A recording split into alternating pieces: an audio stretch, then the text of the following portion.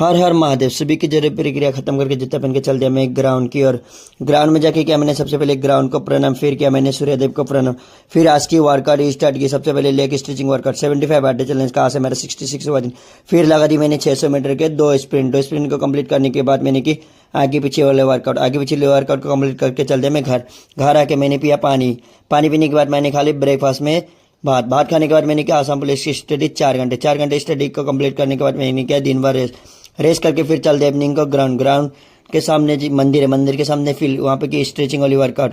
Leg stretching workout को complete करने के बाद लगा दी मैंने 800 मीटर 2 स्प्रिंट और 400 मीटर की 3 स्प्रिंट। इसको कंप्लीट करने के बाद मैंने लगा दी पंजी जंपिंग को कंप्लीट करके मैंने लगा दी 100 पुशअप को कंप्लीट करके चल दिया मैं घर आके मैंने पिया पानी पिया। बोलो हर हर महादेव। और आज मैंने गीता में पढ़ा एक भाग जिसमें अभी अहंग परलव अपने कार्यों फलों से बंधा जाता है। ये रहा आज का सेल्फ टैक्स फोटो और टैक्स